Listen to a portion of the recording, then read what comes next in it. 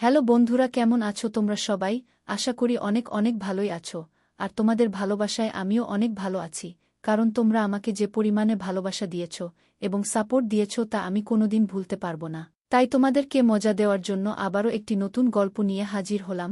গল্পটি শোনার মতো, আশা করি তোমাদের দাঁড়িয়ে যাবে এবং তোমরা হাতের কাজ করতে সবাই হেডফোন নিয়ে বসে যাও। মাম দেখতে খুবই সুন্দরী ছিলেন, কিন্তু তার সৌন্দর্যের জন্য তার স্বামীর কোনো বিশেষ গুরুত্ব দিত না। আমি মামার বাড়িতে পৌঁছানোর পর মাম আমার সাথে হাসি ঠাট্টা করতে শুরু করলেন। একদিন মামা বাইরে পার্টি করে বাড়ি ফিরলেন। তিনি বেশ ক্লান্ত ছিলেন, তাই আমি তাকে তার ঘরে নিয়ে গেলাম। যখন আমি মামাকে বিছানায় শুইয়ে দিলাম, মাম দরজা বন্ধ করে আমার কাছে এলেন। মামা গভীর ঘুমে ছিলেন, কিন্তু মামির আচরণ একটু অদ্ভুত লাগছিল। তিনি আমার হাত ধরে তার ঘর মেঝেতে বসতে বললেন। তারপর, বন্ধুরা, আজকের গল্পটি অনেক বেশি স্পেশাল, তাই সবাই রেডি হয়ে যাও। দয়া করে গল্পগুলো ভালো লাগলে ভিডিওটি লাইক, শেয়ার এবং চ্যানেলটি সাবস্ক্রাইব করো প্লিজ। আমার বয়স 25। আমি বড় ভাই ও ভাবির সাথে থাকি। বাবার মৃত্যুর পর অনেক কিছু বদলে গেছে। ভাইদের নিজের পরিবার ও খরচ থাকায় তিনি আমার দায়িত্ব নিতে আগ্রহী নন। পড়াশোনায় তেমন মনোযোগ না থাকলেও পরিবারের চাপে এমবিবিএস শুরু করেছিলাম, তবে শেষ করতে পারিনি। ফি দিতে না পারায় মাঝপথে আটকে যায়। ভাই স্পষ্ট জানিয়ে দিয়েছেন তিনি আর আমার খরচ চালাবেন না। এতে ভেঙে পড়লেও বুঝতে পারলাম আমাকে নিজের পথ নিজেকেই খুঁজে নিতে হবে। আমি ধীরে ধীরে পরিস্থিতি সহ্য করতে পারছিলাম না। একদিন ভাইয়ের সাথে বড় ঝগড়া হলো, আর সেই দিনই তিনি আমাকে বাড়ি থেকে বের করে দিলেন। বাড়িটি বাবার কেনা হলেও কিস্তি ভাই দিতেন, তাই বাড়ির অধিকার তারই ছিল। আমি সরাসরি আমার বন্ধু কুনালের বাড়িতে গেলাম। কুনাল জানালো সে তার মামার শহরে যাচ্ছে, যেখানে মামার ভালো পরিচিতি আছে। কুনাল বলল তার মামা আমাকে কাজ পেতে সাহায্য করতে পারবে। আমি তার সঙ্গে যাওয়ার সিদ্ধান্ত নিলাম, ভালো কিছু আশা করে। আমরা শহরে পৌঁছানোর পর কুনাল এর মামা আমাদের বাড়ির উপরের তলায় থাকতে দিলেন। কুনালের মামিকে দেখে আমি অবাক হয়ে গেলাম, কারণ তিনি অনেক সুন্দর আর তার ব্যবহারও আমার কাছে অনেক ভালো লাগছে। তবে সেখানে থাকা বিনামূল্যে ছিল না, আমাদের সেখানে থাকার জন্য ভাড়া দিতে হতো। পরে কুনালের মামা আমাকে তার পরিচিত এক কোম্পানিতে চাকরি পেতে সাহায্য করলেন। আমি একটি ভালো বেতনের কাজ পেয়ে গেলাম এবং ধীরে ধীরে জীবন এগিয়ে যেতে লাগলো। এখন আমি বুঝতে পারছিলাম যে জীবনে নিজে কিছু করার প্রয়োজন কতটা জরুরি। বাধা আসতে পারে, কিন্তু সেই বাধাগুলোই আমাদের এগিয়ে নিয়ে যেতে শেখায়। এরই মধ্যে কুনালের মামির ব্যবহার কিছুটা আমাকে অস্বস্তিতে ফেলত, কারণ আমাকে দেখলেই তিনি আমার দিকে চেয়ে থাকতেন। মনে হতো তিনি আমাকে কিছু বলতে চান। আমিও মনে মনে মামির সাথে কথা বলতে চাইতাম, কিন্তু সেভাবে সুযোগটা পাইনি। নতুন জবের কারণে আমি অনেক বিজি হয়ে পড়েছিলাম। কুনাল এবং আমি রুমমেট হিসেবে একসঙ্গে থাকতে শুরু করেছিলাম, কিন্তু কিছুদিন পর কুনাল তার প্রেমিকার সঙ্গে থাকার জন্য চলে গেল। ফলে আমি মামার বাড়িতে একমাত্র ভাড়াটিয়া হিসেবে থাকতে শুরু করলাম। গত 1 মাসে আমার ভাই বা ভাবির থেকে কোনো ফোন আসেনি। আমি তাদের ছাড়া বাঁচতে শিখে গিয়েছিলাম এবং ধীরে ধীরে আমার আর্থিক অবস্থা ও উন্নতি হচ্ছিল। এখন মনে হচ্ছিল আমার জীবন আবার সঠিক পথে এগোচ্ছে, সবকিছু ঠিকঠাক চলছিল।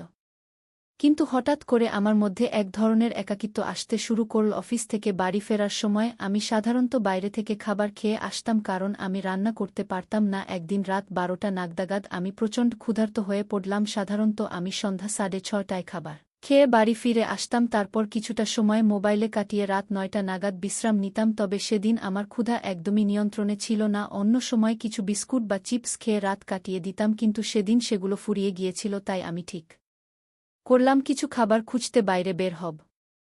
সিঁড়ি বের নিচে নামতেই মামা আমাকে ডাকলেন। মনে হয় তিনি আমাকে বাইরে যেতে দেখেছিলেন। মামা জিজ্ঞেস করলেন আমি কোথায় যাচ্ছি। আমি তাকে বললাম যে আমি হোটেলে খাবার খেতে যাচ্ছি। তখন মামা আমার হাত ধরে আমাকে বাড়ির ভেতরে নিয়ে এলেন এবং বললেন, তুমি ভালো ছেলে, তোমাকে ঘরের মধ্যে ডেকে আনতে আমার কোনো আপত্তি নেই। আজ বাইরে না গিয়ে তোমার মাম রান্না করা খাবারই খাও। মামা আমাকে জোর করে বসিয়ে দিলেন এবং বললেন, আজ আমরা একসঙ্গে খাবার খাবো। ঠিক তখনই মামার ফোন বেজে উঠল। তিনি ফোন নিয়ে তার ঘরে চলে গেলেন। আমি ক্ষুধার্ত ছিলাম, কিন্তু অপেক্ষা করতে পড়লাম না। আমি খেতে বসেছিলাম এবং যখন খাচ্ছিলাম তখন খাবারের কিছুটা খাবার শার্টে পড়ে গেল। সেই মুহূর্তে মাম আমার শার্টের দাগ দেখে এগিয়ে এসে তার শাড়ির পাল্লু দিয়ে পরিষ্কার করতে লাগলেন। মাম খুবই যত্নশীল মানুষ ছিলেন, সবসময় পরিবারের সবার খেয়াল রাখতেন। তবে আমি কিছুটা অপ্রস্তুত হয়ে পড়েছিলাম, কারণ তিনি খুব কাছাকাছি ছিলেন। তার আন্তরিকতা আমাকে ভালো লাগছিল, কিন্তু আমি ভেতরে ভেতরে লজ্জিত হচ্ছিলাম। ঠিক তখনই মামা ঘরে এলেন এবং মামি দ্রুত আমার কাছ থেকে সরে গেলেন। তাদের অতিথি পরাজনতা আমাকে খুব দিয়েছিল এবং আমি মামিকে ধন্যবাদ জানিয়ে খাওয়া শেষ করলাম। মাম আমার কথা শুনে কিছুটা খুশি হলেন। মামা এবং মামি আমাকে পরিবারের একজন সদস্যের মতোই দেখতেন। একদিন রাতে মামা আমার ঘরে এলেন, তার হাতে কিছু পানীয় ছিল। তিনি বললেন, আজ আমরা একটু আড্ডা দেব। আমি মামাকে না করতে পারিনি, তাই একসঙ্গে বসে গল্প শুরু করলাম। মামা মামিকে বরফ আনার জন্য বললেন। কিছুক্ষণ পর মাম এসে আমাদের জন্য বরফ নিয়ে এলেন এবং আমি লক্ষ্য করলাম মাম বেশ অস্বস্তিতে ছিলেন, তার চোখে চিন্তার ছাপ ছিল। মাম ইশারা করলেন যেন আমি বেশি পান না করি। তার পরামর্শ বুঝতে পেরে আমি মামার সঙ্গে বসে থাকলেও নিজের দায়িত্বের কথা ভুলিনি এবং মাত্রাতিরিক্ত পান করিনি। কিছুক্ষণ পর মামা খুব ক্লান্ত হয়ে পড়লেন। আমি তাকে তার ঘরে নিয়ে গেলাম তাকে ঘুমাতে সাহায্য করার পর। যখন আমি নিজের ঘরে ফিরছিলাম মাম আমাকে ধন্যবাদ জানাতে এগিয়ে এলেন। তিনি শুধু কৃতজ্ঞতা জানালেন না, বরং তাদের পরিবারের প্রতি আমার শ্রদ্ধা ও দায়িত্ববোধের প্রশংসা করলেন। আমি মামিকে জিজ্ঞাসা করলাম, আপনি আমাকে মদ্যপান থেকে বিরত করার চেষ্টা করলেন কেন? আপনি আমার প্রতি এত যত্নশীল কেন? মাম শান্তভাবে বললেন, রাহুল, তুমি একজন ভালো ছেলে। তোমার মামা এবং তোমার মধ্যে অনেক পার্থক্য আছে। আমি তোমার ভালো চাই বলেই তোমাকে নিষেধ করেছিলাম। মাম যখন কথা বলছিলেন তার চোখে আমার প্রতি স্নেহের ঝলক দেখা যাচ্ছিল। সেই দিনের পর থেকে আমি মামিকে অন্যরকম চোখে দেখতে শুরু করলাম। প্রতিদিন যখন আমি অফিসের জন্য বের হতাম মাঝে মাঝে মামার চিৎকারের আওয়াজ তাদের ঘর থেকে ভেসে আসত। মামা প্রায়ই মামার সাথে এভাবেই ঝগড়া করতেন এবং আমি বুঝতে পারতাম তিনি তার স্ত্রীর প্রতি যত্নবান নন। যদিও আমি তাদের ব্যক্তিগত ব্যাপারে হস্তক্ষেপ করতে চাইতাম না, তবুও বিশেষটা আমাকে কষ্ট দিত। কয়েকদিন পর মামা আবার আমার ঘরে এসে বললেন, আজ আবার একটু আড্ডা জমাবো। আমি এবারও বেশি মদ্যপান করিনি। তবে মামা আবার পুরোপুরি মাতাল হয়ে গেলেন। নেশাগ্রস্ত অবস্থায় তিনি মামিকে ফোন করে বরফ আনার জন্য বললেন। মামি এলে মামা তাকে কিছুটা কঠোরভাবে কিছু বলতে শুরু করলেন যা আমাকে অস্বস্তিতে ফেল। মাম তখন শান্তভাবে বললেন, এবার থামো, ঘরে চলো। মামা মামিকে তার কথার জন্য ধমকাতে শুরু করলেন। মামি ভীত হয়ে দ্রুত চলে যেতে লাগলেন। কিছুক্ষণ পরে আমি একটি বট শব্দ শুনতে পেলাম। বাইরে গিয়ে দেখি মাম সিঁড়ি থেকে পড়ে গেছেন। আমি দ্রুত তার কাছে গিয়ে সাহায্য করলাম এবং তাকে উঠতে সাহায্য করলাম। সেই মুহূর্তে আমি বুঝলাম সম্পর্কের মধ্যে শ্রদ্ধা এবং যত্ন কতটা জরুরি। মাম সিঁড়ি থেকে পড়ে গিয়ে আহত হয়েছিলেন দেখে আমি তৎক্ষণাৎ তার দিকে দৌড়ে গেলাম। তিনি বেশ আঘাত পেয়েছিলেন এবং নিজে থেকে উঠে দাঁড়াতে পারছিলেন না। আমি তাকে সাহায্য করার জন্য কোনো উপায় খুঁজে না পেয়ে তাকে সাবধানে কোলে তুলে তার ঘরে নিয়ে গেলাম। সেই মুহূর্তে মামি অত্যন্ত কষ্ট পাচ্ছিলেন এবং তার চোখে জল চলে এসেছিল। আমি তাকে বিছানায় বসিয়ে দিলাম এবং তার চোখের জল মুছে দিলাম। তার হাঁটুর উপর অনেক আঘাত লেগেছিল, তাই আমি সেখানে মলম লাগাতে শুরু করলাম। আমার উদ্দেশ্য ছিল কেবল তার আঘাত সারানোর, কিন্তু মাম আমাকে অন্যভাবে দেখছিলেন। আমি বুঝতে পারলাম যে তিনি আমাকে কৃতজ্ঞতার দৃষ্টিতে দেখছিলেন। তার চোখে ছিল এক ধরনের স্নেহ। পরিস্থিতি কিছুটা অস্বস্তিকর হয়ে উঠেছিল, তাই আমি অন্য কিছু বিষয়ে কথা বলতে শুরু করলাম যেন পরিবেশটি স্বাভাবিক থাকে। এসময় আমার নজর ঘরের এক কোণায় থাকা একটি পুরানো মোবাইলের উপর পড়ল। সেটি একটি খুব সাধারণ মোবাইল ছিল। আমি সেটি তুলে মামিকে জিজ্ঞাসা করলাম, এটা কার মোবাইল? এত পুরনো ফোন এখনও কেন এখানে রাখা আছে? মাম মুচকি হেসে বললেন, এটা আমার মোবাইল। মামিকে এত সাধারণ একটি মোবাইল ব্যবহার করতে দেখে আমি কিছুটা অবাক হলাম।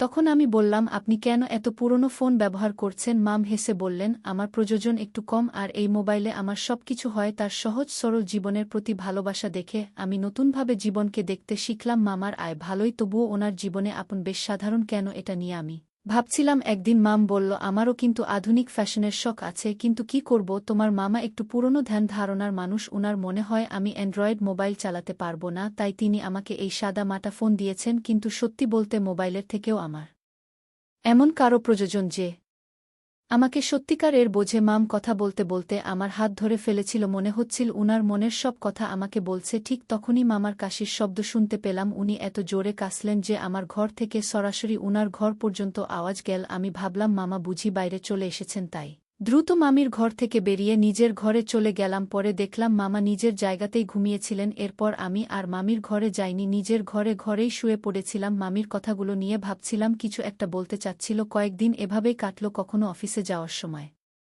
আবার কখনো অফিস থেকে ফেরার সময় মামার ঘর থেকে চিৎকারের শব্দ শুনতে পেতাম। মামা মনে হয় মামুর উপর রাগারাগি করতেন, কিন্তু আমি কখনো কিছু বলার সাহস পাইনি। একদিন অফিস থেকে বাড়ি ফিরে আসার পর মাম আমাকে চা নাস্তার জন্য ডাকলেন। আমি বললাম, আমি একটু ফ্রেশ হয়ে আসছি। আমি আমার ঘরে গিয়ে একটু ফ্রেশ হয়ে নিলাম, তারপর মামুর ঘরে চা নাস্তার জন্য চলে গেলাম। সেদিন মাম বেশ খুশি মেজাজে ছিলেন। আমি জিজ্ঞাসা করলাম, মামা কোথায়? আজ তাকে দেখছি না। মাম হেসে বললেন, তোমার মামা কয়েকদিনের জন্য বাইরে গেছেন, তুমি ইচ্ছামতো গল্প করতে আসতে পারো। কোনো সমস্যা নেই, আমি তোমার জন্য অপেক্ষা করব এই বাড়িতে। এখন তুমি আর আমি মামা বাড়িতে না থাকায় মাম বেশ স্বচ্ছন্দে ছিলেন। উনার মুখে এমন এক ধরনের হাসি ছিল যেন অনেকটা স্বস্তি পেয়েছেন। সেদিন মাম আমার সঙ্গে অনেকক্ষণ ধরে নানা ধরনের কথা বললেন আর মাঝে মাঝে আমার হাতেও চাপড় মারছিলেন। আমি একটু অস্বস্তি বোধ করছিলাম, কিন্তু মাম বেশ খোলামেলাভাবেই কথা বলছিলেন। রাতের খাওয়া শেষে আমি যখন ঘরে ফিরতে যাচ্ছিলাম, মাম আমাকে থামিয়ে দিলেন, বললেন, তুমি কি কাল আমার জন্য ছুটি নিতে পারবে? আমি জিজ্ঞাসা করলাম, কেন? মাম বললেন, আগামীকাল আমার এক পুরনো বান্ধবীর বিয়ে, ওখানে আমার সব ছোটবেলার বান্ধবীরা আসছে। আমি একটু বাইরে যেতে চাই। তোমার মামা থাকলে হয়তো সাহস পেতাম না, কিন্তু তুমি এখানে থাকলে আমি অনেকটা স্বস্তি পাই। মামার কণ্ঠে একটা মিষ্টি আকুতি ছিল। আমি জানতে চাইলাম, এই শহরে তোমার বিয়ের তো 3 বছর হয়ে গেল, এই শহরটা কি এখনও ঠিকমতো চিনতে পারলেন না? মামি একটু হেসে বললেন, কিভাবে চিনব? তোমার মামা আমাকে খুব একটা বাইরে নিয়ে যান না, আর নিলেও রাস্তাঘাট দেখান না। যদি শহরটা চিনতাম তাহলে তোমাকে অনুরোধ করতাম না। তুমি যদিও এখানে নতুন, তবু বাচ্চারা সবসময় একটু বেশি চালাক হয়। মাম আমার দিকে তাকিয়ে মিষ্টি হেসে বললেন, তুমি কি কাল আমার সঙ্গে যাবে? আমি কিছুক্ষণ ভেবে হাসি মুখে হ্যাঁ বললাম। আমার সম্মতি শুনে মাম বেশ খুশি হলেন, এমনকি আনন্দে আমাকে জড়িয়ে ধরার মতো অবস্থা হলো। পরের দিন আমি মামুর জন্য ছুটি নিলাম। সেদিন মাম শাড়ি না পরে এক সুন্দর পোশাক পরে এসেছিলেন। পোশাকটি সাদা মাটা ছিল, কিন্তু মাম যে কোনো পোশাকেই দারুণ সুন্দর লাগছিলেন। তাকে দেখে আমি অবাক হয়ে গেলাম। আমি মজা করে মামকে বললাম, মাম, আজ তো আপনাকে বেশ সুন্দর লাগছে। আমি একটু লজ্জা পেয়ে কিছু বল না। যে বিয়েতে আমরা গিয়েছিলাম সেখানে আমার পরিচয় হলো মামুর বন্ধুদের সঙ্গে। তারা সবাই আমাকে মামিস বামি ভেবে ভুল করেছিল। বিয়ে শেষ করে যখন আমরা বাড়ি ফিরলাম, তখন আমি মামিকে ওনার ঘরে পৌঁছে দিয়ে নিজের ঘরের দিকে যাচ্ছিলাম, কিন্তু মাম আমাকে থামিয়ে দিলেন। আমি ওনার সঙ্গে ঘরের ভেতরে ঢুকে গেলাম। তারপর তিনি কথোপকথন শুরু করলেন। কথা বলতে বলতে মামি হঠাৎ বললেন, যদি আমার বান্ধবীদের কথা সত্যি হতো, যদি সত্যি তোমার মামার জায়গায় তুমি আমার স্বামী হতে, কেমন হতো বলতো? মামার প্রশ্নে আমি একটু বিভ্রান্ত হয়ে গেলাম। এমন প্রশ্ন শুনে মনে হচ্ছিল মামার মনে হয় আমাকে একটু বিশেষভাবে পছন্দ হয়ে গেছে। সে হয়তো আমাকে মনে মনে ভালোবাসে। সত্যি বলতে আমিও মামির সৌন্দর্য আর ব্যবহারিক স্বভাবের প্রতি দুর্বল হয়ে পড়েছিলাম, কিন্তু আমি কখনোই সেটা প্রকাশ করিনি। মামির এই প্রশ্নের কোনো উত্তর আমার কাছে ছিল না, কারণ আমি বুঝতেই পারছিলাম